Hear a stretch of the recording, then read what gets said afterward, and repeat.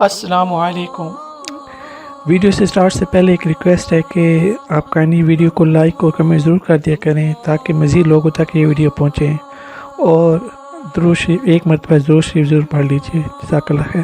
شیطان نے ان کے پاس جا کر کرنا کیا ہے؟ وہ تو ان بیچاروں کو لے کے جا رہا ہے، یہ تو ہمدردی کے لائق ہیں یہ بیچارے۔ ہاں میں قصوروار ہوں کہ میں ان کو وہ زندگی ہی نہیں دکھا رہا جس زندگی کو دیکھ کر یہ اسلام کی طرف آئیں، بلکہ میں ان کے پاس جاتا ہوں، میں کہتا ہوں ارے سن، کس چیز کی تو پرواہ کرتا ہے؟ تو سیر کرے گا، میں سوا سیر کر کے دکھاؤں گا تجھے۔ برمنگم میں ہماری ایک جماعت گئی تو ایک مسلمان بھائی کو جا کے دعوت دینے لگے، تو اس نے کہا کہ اور میں مسلمان ہوں بھائی، مجھے دعوت نہ دو، یہ غیر مسلم ہے، سامنے جا کے اس کو دعوت دو۔ انہوں نے کہا جی ٹھیک ہے، ہمیں اس کے پاس لے جائیں۔ تو وہ ساتھیوں کو لے کر ادھر چلا گیا۔ ادھر جب گیا تو جو غیر مسلم تھا وہ اس کو کہتا ہے تو مجھے چاہتا ہے میں مسلمان ہو جاؤں، میں اس کی طرح ہو جاؤں؟ میری تو ایک گرل فرینڈ ہے، یہ روز ایک بدلتا ہے، میں ویکنڈ پہ شراب پیتا ہوں، یہ روز شراب میں دھت رہتا ہے، میں تو کبھی سال میں ایک دفعہ جا کر کسینو جاتا ہوں، اس کے گھر میں جوا ہوتا ہے، میں اس کی طرح ہو جاؤں؟ جب یہ ہم زندگی ان کو دکھائیں گے تو قصوروار ہم ہوں گے، اب اللہ کی مار براہ راست ہم پر پڑے گی۔ تو یہ لوگ تو رحم کھانے کے لائق ہیں، ان سے ہمدردی ضروری ہے میرے دوستوں، نفرت نہیں۔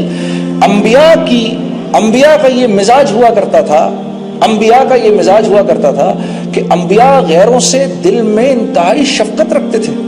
ہاں، اور جو غیروں سے دل میں شفقت نہیں رکھے گا، اللہ رب العزت اس سے اپنے دین کا کام نہیں لیں گے، کیونکہ یہ کام انبیاء کا کام ہے۔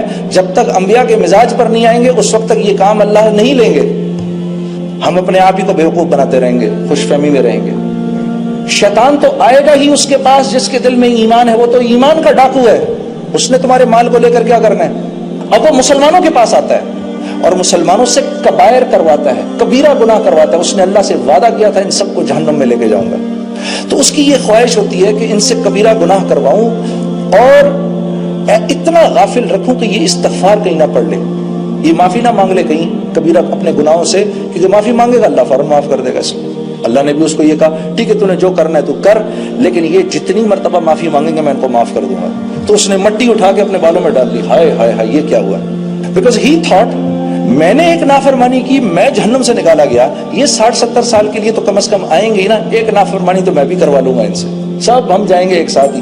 تو اللہ پاک نے کہا نہیں، جتنی بار معافی مانگیں گے میں ان کو معاف کر دوں گا۔ اللہ آپ کا آنا قبول کرے۔ ایک مرتبہ پھر بھائی سب دوستوں سے دل کی گہرائی سے آپ کا شکریہ بھی، آپ نے مجھے موقع دیا میں یہاں آ کر آپ سے بات کروں۔ اللہ پاک ہم سب کو مرنے سے پہلے میرے دوستوں ایسے آثار بنانے کی توفیق دے، ہم جب یہاں سے جائیں تو ہماری قبر روشن ہو، ہم اس دنیا میں آئے ہی ایک شاندار موت بنانے کے لیے۔